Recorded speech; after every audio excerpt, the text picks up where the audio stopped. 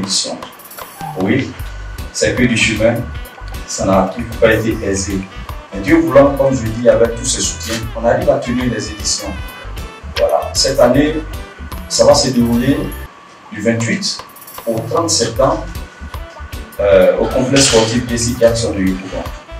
À chacune de nos éditions, on a forcément une thématique qu'on associe. Parce que depuis le début, on s'est dit, ça ne sert à rien de faire des concerts. Nous sommes des artistes, faiseurs de reggae. Nous sommes des éveilleurs de conscience. En même temps qu'on dénonce, mais il faut proposer. D'où l'association d'une thématique à chacune de nos éditions.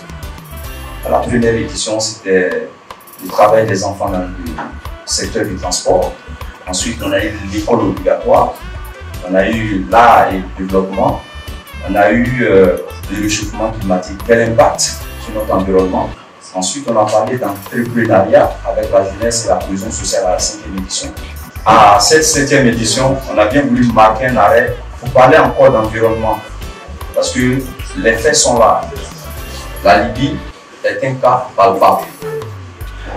Le stade des Pimpé est aussi un cas palpable. Les gens se plaignent, mais il y a une réalité. Et nous, comme je dis, en tant qu'éveilleurs de conscience, on s'est dit, il faut encore revenir interpeller, mais nous, à notre manière, ces décideurs-là sur la question, et même les populations. D'où le thème, l'art au service de l'environnement. Les artistes, c'est par les œuvres que nous créons que nous arrivons à dénoncer et à proposer des solutions. On n'a pas autre méthode que ça. Mais comme il y a des experts à la question, pendant le festival, ces experts viendront entretenir le public qui sera là. Autour d'une conférence, le directeur général de l'environnement, qui est le docteur Aboua, qui est à la 4e édition, sera encore à nos côtés cette année pour sensibiliser, pour expliquer réellement la question du climat, la question du réchauffement climatique.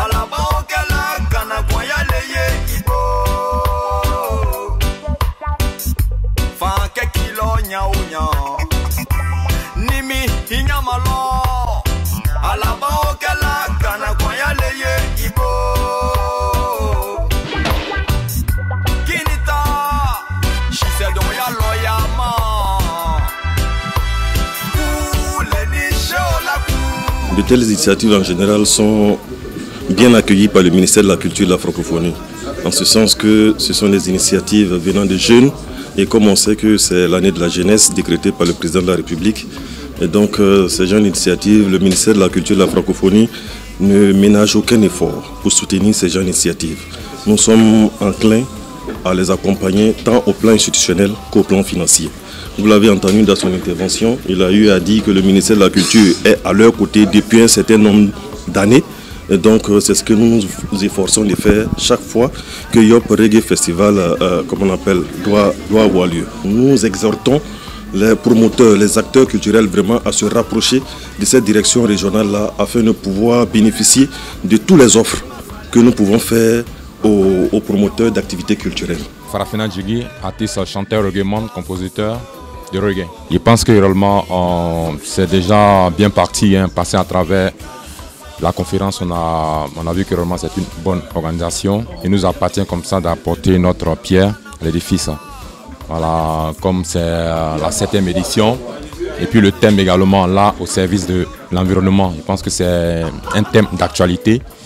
Et à travers cela, on va essayer de voir ce qu'on peut lancer comme message dans les différentes prestations. Je suis José Touré, je suis producteur, promoteur et responsable d'une cellule de management basée aux États-Unis depuis plusieurs décennies. Il faut travailler dur parce que quand tu regardes le parcours des gens comme Alpha Blondy et que Tikenja, tu comprends, chacun de ces artistes-là, ils ont leur succès quelque part, you know? Donc il y a plusieurs encore qui peuvent avoir ce même succès, mais c'est dans le travail qu'ils auront ça. Moi, je suis Général Sofa, artiste panafricain. Je suis très content d'être candidat au festival, au Yop Festival, cette année, édition 7. Voilà, et je voudrais participer ou apporter ma petite connaissance artistique à ce festival. L'innovation, c'est le prix Yop Reggae Festival qui va consister à mettre en compétition des jeunes talents au niveau de reggae en 48 heures. Et à la clé, un jury va désigner le meilleur d'entre eux. Et ce lauréat-là, Yop Reggae va lui donner la visibilité à travers son réseau de partenaires presse et médias. Mais en plus de cela, on va lui permettre d'être sur 2 ou 3 festivals à travers la sous-région, le Burkina, le Mali et le Sénégal. Le thème, c'est là au service de l'environnement. Qu'est-ce que nous, les artistes, on propose face à ce défi qui est le réchauffement climatique? Alors, on a voulu prendre l'angle du recyclage, puisque nous nous exprimons que par les œuvres que nous proposons. Donc, on a des artistes qui font de la récupération de déchets et qui en font des objets d'art. Mais on aura des partenaires techniques, des experts qui viendront édifier le public sur les dangers que sont le réchauffement climatique et tout ce qui peut aller avec. Du 28 au 30, comme je dis, on va commencer Yop Reggae par une formation des plus jeunes, des élèves et étudiants. On va les sensibiliser sur la question de l'environnement et ensuite sur le site au complexe sportif Jesse Jackson, sur 2 jours en journée, on aura nos experts, la direction régionale de l'environnement, on aura les étudiants de l'INHPB de Yamoussoukro qui seront là, qui interviennent aussi dans la récupération des déchets, qui ont des choses à proposer, qui vont édifier en tout cas le beau public qui sera là en journée.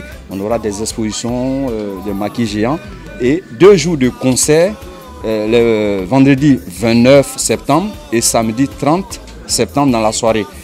Nos candidats qui sont au nombre de 8 vont compétir vendredi et samedi et avec en clôture 2 têtes d'affiche. Il y a Spyro qu'on a coopté et également Jim Kamson pour la soirée du samedi. Au total, on aura plus d'une dizaine d'artistes, puisque indépendamment en plus de ceux qui compétissent, il y a d'autres artistes qui sont dans la programmation. Mais on a bien voulu mettre en avant ceux qui compétissent pour le prix Yop Reggae Festival. Ce que nous avons l'habitude de faire, c'est l'appel à candidature comme tout festival. Et l'appel à candidature, c'est du 1er février jusqu'au 30 avril. Donc on a lancé l'appel à candidature respectant un certain nombre de normes et de critères. Ils étaient plus d'une quarantaine d'artistes qui ont postulé et la commission a siégé et a retenu 8 en fonction de la qualité de leurs prestations ou du talent qu'ils ont. Parce que l'objectif, c'est de vendre des talents et on veut positionner des gens hors de la Côte d'Ivoire, mais des artistes qui sont talentueux, qui peuvent valablement nous représenter. Mais l'aspect sécuritaire, comme j'ai dit depuis la première édition, c'est un aspect qui nous tient à cœur. On a toujours eu la police et la gendarmerie pour sécuriser le périmètre du festival. Mais en plus de cela, il y a une couverture maladie. Voilà, je veux dire, une couverture en assurance médicale qui se fait. On a forcément des médecins qui sont sur le site au cas où d'éventuels problèmes pouvaient intervenir. Les détournés des fonds publics à part, les ennemis du peuple à part, la corruption à part, le pouvoir à vie à part, les fautes du panafricain à part. Vive l'Afrique, vive la démocratie, vive la liberté.